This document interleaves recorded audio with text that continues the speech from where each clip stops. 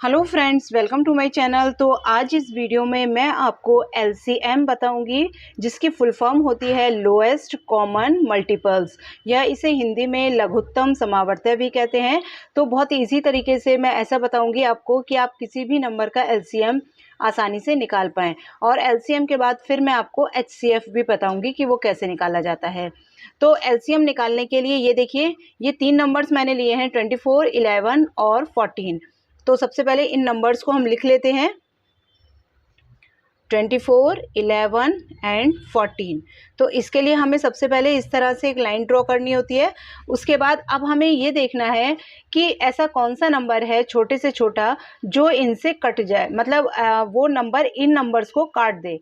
जैसे कि देख सकते हैं आप 2, अगर हम यहाँ पर 2 अप्लाई करें 2 नंबर, तो 2 जो है वो आपको 2 नंबर से हमारा 24 भी कट जाएगा, 14 भी कट जाएगा, बट 11 नहीं कटेगा, क्योंकि 11 ऐसा नंबर है जो खुद की ही टेबल में आता है। इसलिए 11 को हमें ऐसा कैसे ही छोड़ना पड़ेगा और हमें इन दोनों नंबर को पहले लेकर चलना होगा।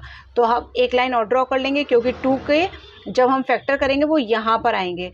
तो 2 पहले हम 2 का टेबल 24 में पढ़ लेते हैं। 2 1 जा 2 और 2 2 जा 4, और 11 तो आता ही नहीं है 2 के टेबल में, तो 11 का 11 हम इसी तरह उतार देंगे।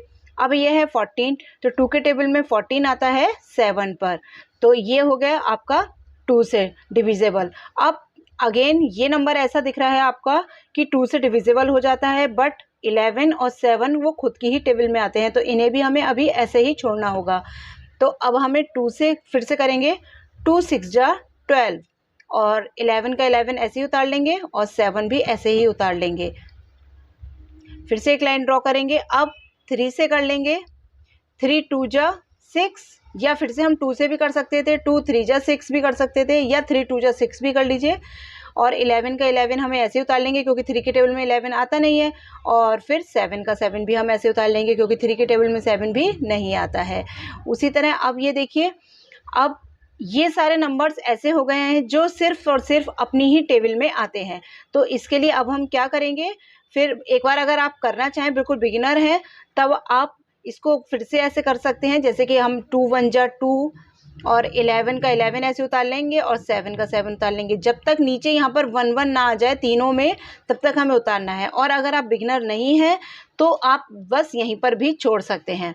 अब देखिए फिर से, अब तो 2 यहाँ पर ख़त्म हो गया, अब 11 की बारी आई है, तो 11 यहाँ लिखेंगे, 1 का 1 हम ऐसे ही उतार लेंगे, और 11 1 जा 11, 1 आ गया, और 7 का 7 हम उतार लेंगे। अब उसी तरह अब केवल 7 बचा है, तो फिर 7 उतारेंगे, 1 का 1 ऐसे उतार लेंगे, फिर 1 उतार लेंगे, और फिर 7 उतार लेंगे, वो सॉरी 7 1 जा 7 कर लेंगे, 7 1 जा 7। तो अब आप देख सकते हैं सब में यहाँ पर 1 1 आ चुका है, तो ये यहाँ पर कंप्लीट हुआ। लेकिन अब ये जो नंबर्स हैं, अब इन नंबर्स को अब हमें यहाँ पर इसके मल्टीप्लाई करना है। 2 into 2 into 3 into 2 into 11 into 7, तो इन सब नंबर का आपस में मल्टीप्लाई कर लेंगे। तो इन सब की मल्टीप्लाई 1848, तो ये इसका इस नंबर का एलसीएम हुआ 1848। तो चलिए फ्रेंड्स, अब सीखते हैं एचसीएफ, जिसकी फुल फॉर्म होती है हाईएस्ट कॉमन फैक्टर, या इसी हिंदी में हम महत्तम समावर्त्य भी कहते हैं। तो देखिए, ये 2 तरीके से, अगर छोटे बच्चे हैं तो वो 2 तरीके से निकालते हैं, और उन्हें क्या परेशानी आती है वो मैं आपको बताती हूँ। तो जैसे कि देखिए, ये नंबर है हमारा 8 और यहाँ पर है 20, यानी 8 और 20 का हमें निकालना है। तो सबसे पहले इसके कॉमन मल्टीपल फैक्टर्स हम निकालेंगे। तो जैसे हम 8 का निकालना है हमें, तो 8 के लिए सबसे पहले 2 के टेबल में आ जाएगा 8, 2 4 जा 8, फिर 2 के टेबल में आ जाएगा 2 2 जा 4, फिर ये 2 के टेबल में आ जाएगा 2 1 जा 2। तो इस तरह से हमें देखना है कि जब तक नीचे 1 ना आ जाए, जब तक हमें यहाँ पर इसके कॉमन फैक्टर निकालने हैं।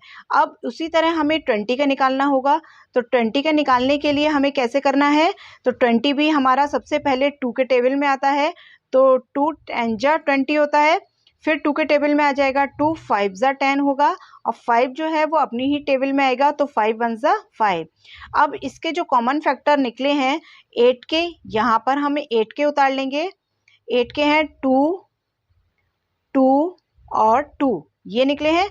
और 20 के कॉमन फैक्टर निकले हैं हमारे 2, 2 और 5। अब हमें क्या देखना होता है कि इन दोनों नंबर्स में कौन से कॉमन फैक्टर हैं, यानी ऐसा कौन सा नंबर है जो 8 के टेबल में भी आया हो और 20 के नंबर में भी आया हो। तो ये देखिए, आप ये देख सकते हैं, ये 2 जो है वो 8 के टेबल में भी है और 8 के टेबल में भी है और 20 के टेबल में भी है। उसी तरह ये वाला 2 भी ऐसा है जो 8 के टेबल में भी है और 20 के टेबल में भी है। लेकिन यहाँ पर आप देख सकते हैं ये दोनों नंबर अलग हैं। ये दोनों, या तो यहाँ पर भी 5 होता या यहाँ पर भी 2 होता, तब हम इसे काउंट करते। अब इसे हमें काउंट नहीं करना है, तो इसका एक कॉमन फैक्टर 2 है, अगेन इसका एक कॉमन फैक्टर 2 है, तो दोनों को आपस में मल्टीप्लाई कर लेंगे। 2 2 जा 4, तो ये निकला इसका 4, इसका आंसर हुआ, यानी 8 और 20 का HCF 4 है। अब क्या बात आती है कि जो 3 हमारे नंबर्स वाले होते हैं, जो 3 डिजिट वाले होते हैं, उसको भी निकालते हम ऐसे ही हैं, लेकिन जो कॉमन फैक्टर्स होते हैं उसमें थोड़ा कन्फ्यूज़न हो जाता है बच्चों को। तो जैसे कि सबसे पहले हम 12 का निकाल लेते हैं, तो 12 वही 2 के टेबल में ही आएगा, 2 6 जा 12, फिर 2 के टेबल में आ जाएगा 2 3 जा 6, फिर 3 जो है वो अपने ही टेबल में आएगा। अब 45 का निकाल देते हैं, तो 45 जो है आपका वो आ जाएगा हमारा छोटे से छोटे नंबर 3 में आ जाएगा, 3 1 जा 3 और 3 5 जा 15, फिर 3 के टेबल में आएगा 3 5 जा 15, फिर ये 5 जो है वो अपनी ही टेबल में आएगा, 5 1 जा 5। अब 60 देख लेते हैं, 60 जो है वो 2 के टेबल में आएगा, 2 3 जा 60 और 2 3 जा 6 और 2 0 जा 0। अब फिर 2 के टेबल में कर लेते हैं 15, अब फिर 3 के टेबल में कर लेते हैं 3 5 जा 15, फिर 5 के टेबल में कर लेते हैं 5 1 जा 5। अब हमें किस तरह से उतारना होता है, जैसे यहाँ पर हमने 12 उतार लिया, 45 और 60 इस तरह से हमने उतार लिया।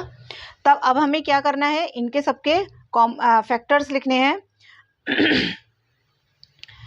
यहाँ हम लिखेंगे 2 2 3, अब 45 के हैं 3 3 5, अब 60 के हैं 2 2 3 5। अब हमें ऐसा नंबर देखना है जो कि तीनों नंबर्स के कॉमन फैक्टर हो। अब हमें 2 में नहीं चेक करना, अब हमें 3 में चेक करना है। तो देखिए, अब ये वाला जो 2 है, एक यहाँ पर 2 आ रहा है लेकिन यहाँ पे कहीं भी 2 नहीं आ रहा है, तो इसलिए इस 2 को हमें यहीं पर छोड़ना होगा। अब ये देख लेते हैं, ये भी 2 ऐसा है कि यहाँ पर कहीं भी 2 नहीं आ रहा है। अब 3 जो है, 3 आप देख सकते हैं यहाँ भी आ रहा है, यहाँ भी आ रहा है, यहाँ भी आ रहा है, तो 3 हम इस तरह से ऐसे लेंगे और इस तरह से ऐसे कर लेंगे। तो 3 जो है हमारा ये कॉमन फैक्टर बन गया इन तीनों नंबर्स का। लेकिन 5 यहाँ पर ऊपर नहीं आ रहा है, बस 2 जगह 5 आ रहा है, ऊपर नहीं आ रहा है, तो 5 को हमें यहीं पर छोड़ना होगा। तो केवल अब हमें यहाँ पर मल्टीप्लाई नहीं करेंगे क्योंकि ओनली हमें नंबर 3 मिला है। अगर हमें 2 नंबर मिलते हैं तब हमें उसकी आपस में मल्टीप्लाई करनी होती है, तब वो आंसर निकलता है। लेकिन जब हमें सिंगल नंबर 3 मिला है तो 3 ही इसका आंसर हो जाएगा। कभी कभी फ्रेंड्स ऐसा होता है कि कोई भी हमें कॉमन फैक्टर कहीं भी नहीं मिलता है, कि ना इसमें कोई भी कॉमन फैक्टर नहीं होता है, तो ऐसी स्टेज में जो आंसर आता है वो हमेशा 1 आंसर होता है, यानी आप उसका आंसर HCF का आंसर 1 लिखेंगे जब कभी भी आपको कहीं भी कॉमन फैक्टर ना मिले, यानी 1 से नंबर कहीं भी तीनों जगह या 2 जगह आपको 1 से नंबर ना मिले, तब वहाँ पर आंसर आप हमेशा 1 लिखेंगे। आई होप आपको ये समझ में आया होगा LCM और HCF। अगर अच्छा लगा हो वीडियो तो प्लीज़ लाइक ज़रूर कीजिएगा। Thank you so much for watching this video.